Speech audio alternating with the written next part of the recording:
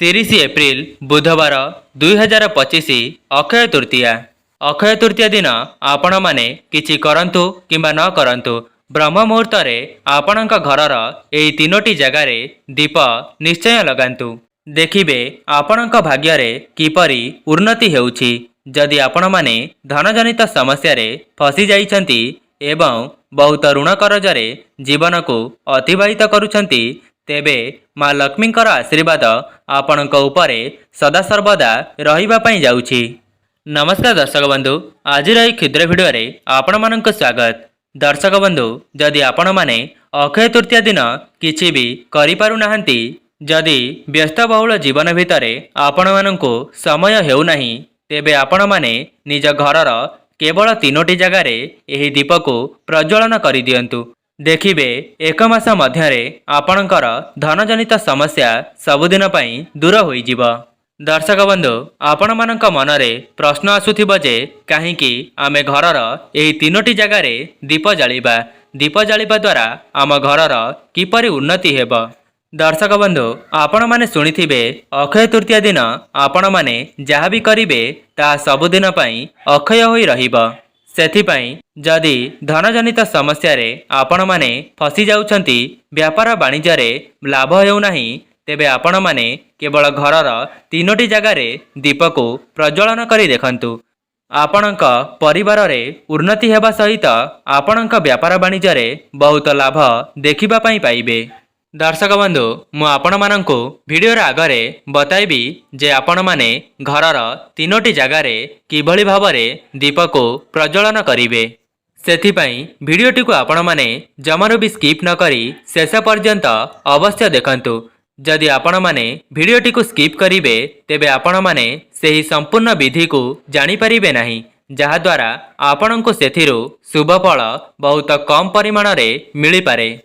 सेथिपाई जेउ माने भी भिडियोटी को देखुचंती संपूर्ण शेष पर्यंत देखंतु एवं सेही विधि को निज घरे आपणई की देखंतु। माँ लक्ष्मींकर आशीर्वाद आपणक परिवार रे सदासर्वदा रहिबो। तो जेउ माने माँ लक्ष्मींकर स्थिरवास निज घरे कराइबा पई चाहुचंती से माने कमेंट बॉक्स रे जय माँ लक्ष्मी अवश्य लिखि दियंतु।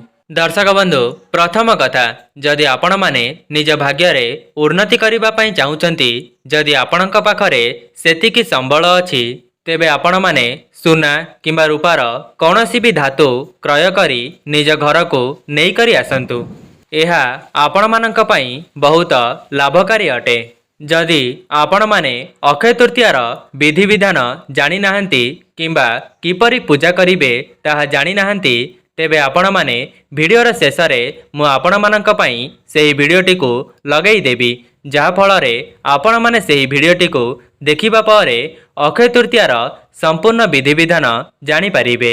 आपण माने एही भिडियोटी को देखि सारिबा परे सेही भिडियो रे कुहा जाउथिबा अक्षय तृतीया पूजा विधि मध्य थरे निश्चय देखिबे, जहा द्वारा माँ लक्ष्मींकर आशीर्वाद आपणक परिवार उपरे सदासर्वदा रहिबो एवं आपण माने सेही पूजा विधि द्वारा माँ लक्ष्मी को प्रसन्न कराई परिबे। अक्षय तृतीयाटी वर्षर एमिति एक दिन होइथाए जेउ दिन आपण जहाँ भी किछि पुण्य करिवे ता सबुदिन पई अक्षय होई रहिबो। ता सहित जदि घर को किछि धन भी आणुछंती ता सबुदिन पई अक्षय होई रहिबो।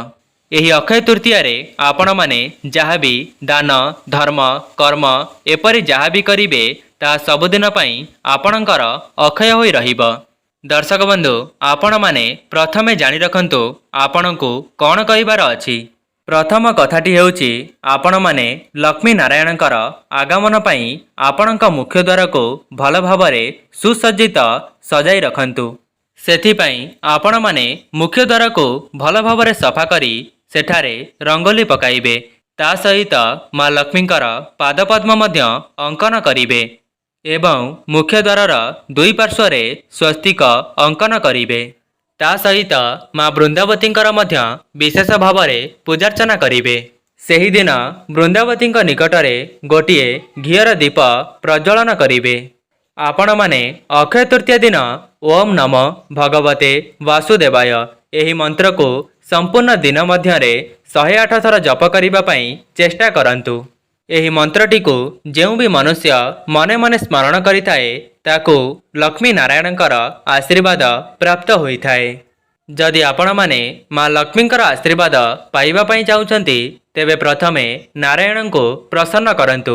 ଯେତେବେଳେ ଲକ୍ଷ୍ମୀ ନାରାୟଣ ଆପଣଙ୍କ ଘରକୁ ପ୍ରବେଶ କରିବେ ତେବେ ଆପଣଙ୍କର ଧନ, ବିଦ୍ୟା, ବୁଦ୍ଧି ସମସ୍ତ କ୍ଷେତ୍ରରେ ଆପଣଙ୍କ ପରିବାରର ଉନ୍ନତି ହେବ। ଯେଉଁ ଘରେ ନାରାୟଣଙ୍କର ଆଶୀର୍ବାଦ ରହିଥାଏ, ଯେଉଁ ଘରେ ନାରାୟଣ ପ୍ରସନ୍ନ ରହିଥାନ୍ତି, ସେହି ଘରେ ମା ଲକ୍ଷ୍ମୀଙ୍କର କୃପା ଦୃଷ୍ଟି ବର୍ଷା ହୋଇଥାଏ। କାହିଁକି ନା ଶାସ୍ତ୍ରରେ ମଧ୍ୟ ବର୍ଣ୍ଣିତ ଅଛି, ଯଦି ମା ଲକ୍ଷ୍ମୀଙ୍କର ଆଶୀର୍ବାଦ ପାଇବା ପାଇଁ ଚାହୁଁଛନ୍ତି ତେବେ ପ୍ରଥମେ ନାରାୟଣଙ୍କୁ ପ୍ରସନ୍ନ କରାନ୍ତୁ। ତେବେ ଯାଇ ଆପଣଙ୍କ ଘରେ ମା ଲକ୍ଷ୍ମୀଙ୍କର ସ୍ଥିର ବାସ ହେବ ଏବଂ ଧନର ମଧ୍ୟ ବର୍ଷା ହେବ। ଏବେ ଆସନ୍ତୁ ଜାଣିବା ଘରର କେଉଁ 3ଟି ଜାଗା ଅଛି ଯେଉଁ ସ୍ଥାନରେ ଆପଣମାନେ ଅକ୍ଷୟ ତୃତୀୟା ଦିନ ଦୀପ ପ୍ରଜ୍ୱଳନ କରିବେ ଏବଂ ସେହି ଜାଗାରେ ଦୀପ ଲଗାଇବା ଦ୍ୱାରା କେଉଁ ସବୁ ଶୁଭ ଫଳ ପ୍ରାପ୍ତ ହୋଇଥାଏ। ଆପଣମାନେ ଜାଣିଛନ୍ତି ସମସ୍ତ ଦେବାଦେବୀମାନେ ଘରର ମୁଖ୍ୟ ଦ୍ୱାରରେ ହିଁ ପ୍ରବେଶ କରିଥାନ୍ତି। ସେଥିପାଇଁ ଆପଣମାନେ ଗୋଟିଏ ଘିଅର ଦୀପକୁ ନେବେ ଏବଂ ସେହି ଘିଅର ଦୀପରେ ଗୋଟିଏ ଅଳେଇଚ ପକାଇ ଦେବେ। ଏହାପରେ ଆପଣଙ୍କ ଘରର ମୁଖ୍ୟ ଦ୍ୱାରର ଡାହାଣ ପଟେ ଅଥବା ଆପଣମାନେ ଘରର ବାହାରକୁ ପଳାଇବେ ଏବଂ ଆପଣଙ୍କ ମୁହଁ ରହିବ ଘର ଭିତରକୁ ଏବଂ ସେହି ଡାହାଣ ପଟରେ ହିଁ ସେହି ଦୀପକୁ ପ୍ରଜ୍ୱଳନ କରିବେ ଏବଂ ମନେ ମନେ ମା ଲକ୍ଷ୍ମୀଙ୍କୁ ସ୍ମରଣ କରିବେ। ତା ସହିତ ଆପଣଙ୍କର ଯାହା ବି କିଛି ମନସ୍କାମନା ଅଛି ମା ଲକ୍ଷ୍ମୀଙ୍କୁ ଜଣାଇ ଦେବେ। ଆପଣମାନେ ଚାହିଁଲେ ଅକ୍ଷୟ ତୃତୀୟା ଦିନ ଲାଲ ରଙ୍ଗର ଫୁଲ କିମ୍ବା ହଳଦିଆ ରଙ୍ଗର ଫୁଲ ସହିତ ଆପଣମାନେ ମୁଖ୍ୟ ଦ୍ୱାରକୁ ସଜାଇ ପାରିବେ। ଏପରି କରିବା ଦ୍ୱାରା ମା ଲକ୍ଷ୍ମୀ ବହୁତ ପ୍ରସନ୍ନ ହୋଇଥାନ୍ତି। ଏହାପରେ ଆପଣମାନେ ଗୋଟିଏ କଳସଟିଏ ବାଢ଼ି ଦିଅନ୍ତୁ। ଗୁରୁବାର, ଅମାବାସ୍ୟା, ପୂର୍ଣ୍ଣିମା, ସଂକ୍ରାନ୍ତି, ଏକାଦଶୀ, ନବରାତ୍ରି, ଧନତେରସ, ଅକ୍ଷୟ ତୃତୀୟା ଏମିତି ବହୁତ ସାରା ଶୁଭ ଦିନ ରହିଛି। ସେହି ଶୁଭ ଦିନ ମାନଙ୍କରେ ଆପଣମାନେ ଆପଣଙ୍କ ମୁଖ୍ୟ ଦ୍ୱାରକୁ ସୁସଜ୍ଜିତ ଭାବରେ ସଜାଇ ଦିଅନ୍ତୁ। ମୁଖ୍ୟ ଦ୍ୱାରରେ ଦୀପକୁ ଲଗାଇବା ସହିତ ରଙ୍ଗୋଲିଟିଏ ଅଙ୍କନ କରନ୍ତୁ।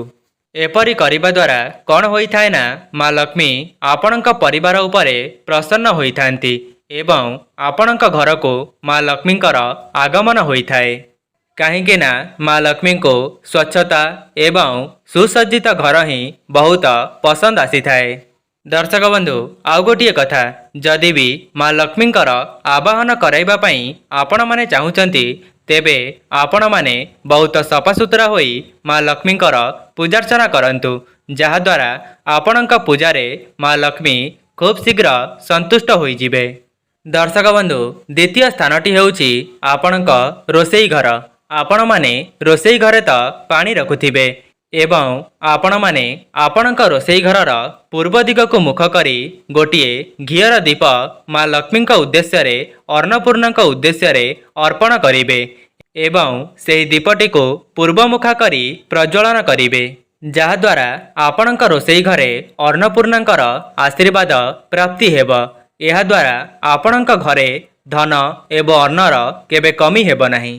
ଦର୍ଶକ ବନ୍ଧୁ, ଆପଣମାନେ କିଛି ନ କଲେ ମଧ୍ୟ ଏହି ସରଳ ଉପାୟଟିକୁ ନିଶ୍ଚୟ କରିକି ଦେଖନ୍ତୁ। ଆପଣଙ୍କ ଧନଜନିତ ସମସ୍ୟା ବହୁତ କମ୍ ସମୟ ମଧ୍ୟରେ ଦୂର ହୋଇଯିବ। ଯଦି ଆପଣଙ୍କୁ ବିଶ୍ୱାସ ହେଉନାହିଁ ତେବେ ଥରେ ମାତ୍ର ପରୀକ୍ଷା କରି ଦେଖନ୍ତୁ। ତୃତୀୟ ଜାଗାଟି ହେଉଛି ଆପଣଙ୍କ ପୂଜା ଘର, ଯାହାକି ଉତ୍ତର ପୂର୍ବ ଐଶାନ୍ୟ କୋଣ। ସେଥିପାଇଁ ଆପଣମାନେ ଆପଣଙ୍କର ପୂଜା ଘରକୁ ଚାଲିଯିବେ ଏବଂ ଉତ୍ତର ଦିଗକୁ ମୁଖ କରି ଗୋଟିଏ ମାଟିର ଦୀପକୁ ପ୍ରଜ୍ୱଳନ କରିବେ। ସେହି ଦୀପକୁ ପ୍ରଜ୍ୱଳନ କରିବା ସମୟରେ ସେଥିରେ କଳାଜିରା କିମ୍ବା ଅଳେଇଚ ମଧ୍ୟ ପକାଇ ପାରିବେ। ଏପରି କରିବା ଦ୍ୱାରା ଆପଣଙ୍କ ଘରେ ଯାହା ବି କିଛି ନକାରାତ୍ମକ ଶକ୍ତି ଭରି ହୋଇ ରହିଥିବ ତାହା ବାହାରକୁ ଚାଲିଯିବ ଏବଂ ଆପଣଙ୍କ ଘରେ ସକାରାତ୍ମକ ଶକ୍ତିର ସଞ୍ଚାର ହେବ। ସେଥିପାଇଁ ଅକ୍ଷୟ ତୃତୀୟା ଦିନ 3ଟି ସ୍ଥାନରେ ଏହି 3ଟି ଦୀପକୁ ନିଶ୍ଚୟ ପ୍ରଜ୍ୱଳନ କରି ଦେଖନ୍ତୁ ଏବଂ ପ୍ରଜ୍ୱଳନ କରିବା ସମୟରେ ଆପଣଙ୍କ ମନରେ ଯାହା ବି କିଛି ମନସ୍କାମନା ଅଛି ତାହାକୁ ସ୍ୱଚ୍ଛ ମନରେ ମା ଲକ୍ଷ୍ମୀଙ୍କୁ ସ୍ମରଣ କରି ଜଣାଇ ଦିଅନ୍ତୁ ଏବଂ ଭକ୍ତିର ସହିତ ମା ଲକ୍ଷ୍ମୀଙ୍କର ପୂଜାର୍ଚ୍ଚନା କରନ୍ତୁ। ଏବଂ ଆପଣମାନେ ଚାହିଁଲେ ଚାଉଳର କ୍ଷୀରି ପ୍ରସ୍ତୁତ କରି ମା ଲକ୍ଷ୍ମୀଙ୍କୁ ଭୋଗ ଲଗାଇ ପାରିବେ, ଯାହାଫଳରେ ମା ଲକ୍ଷ୍ମୀଙ୍କର ବିଶେଷ କୃପା ଆପଣଙ୍କ ପରିବାର ଉପରେ ବର୍ଷା ହେବ। ଯଦି ବି ମହିଳାମାନେ ଏହି ଭିଡ଼ିଓଟିକୁ ଦେଖୁଛନ୍ତି, ଅକ୍ଷୟ ତୃତୀୟା ଦିନ ଆପଣମାନେ ବହୁତ ଭଲ ଭାବରେ ସାଜଶୃଙ୍ଗାର ହୁଅନ୍ତୁ, ଯେମିତିକି ପାଦରେ ଅଳତା, ମଥାରେ ସିନ୍ଦୁର ଏବଂ ନୂଆ ନୂଆ ଶଙ୍ଖା ଚୁଡ଼ି ପିନ୍ଧି ମା ଲକ୍ଷ୍ମୀଙ୍କର ଆବାହନ କରନ୍ତୁ। ଦେଖିବେ ଆପଣଙ୍କ ପରିବାରରେ ସୁଖ ସମୃଦ୍ଧି ବୃଦ୍ଧି ପାଇବା ପାଇଁ ଲାଗିବ। ଦର୍ଶକ ବନ୍ଧୁ, ଯେମିତିକି ମୁଁ ଆପଣମାନଙ୍କୁ ଭିଡ଼ିଓର ଆଗରେ କହିଥିଲି ଯେ ଏହି ଭିଡ଼ିଓକୁ ଦେଖିସାରିବା ପରେ ଅକ୍ଷୟ ତୃତୀୟାର ପୂଜାବିଧିର ଭିଡ଼ିଓ ବି ଆପଣମାନେ ଭିଡ଼ିଓର ଶେଷରେ ଦେଖିପାରିବେ।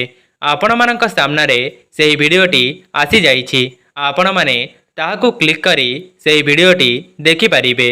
ଯଦି ଆପଣମାନଙ୍କୁ ଭିଡ଼ିଓଟି ଭଲ ଲାଗିଥାଏ, ଭିଡ଼ିଓକୁ ଲାଇକ୍ କରି କମେଣ୍ଟ ବକ୍ସରେ ଜୟ ମା ଲକ୍ଷ୍ମୀ ଅବଶ୍ୟ ଲେଖିଦିଅନ୍ତୁ। ଆଜି ପାଇଁ ରହୁଛି, ନମସ୍କାର।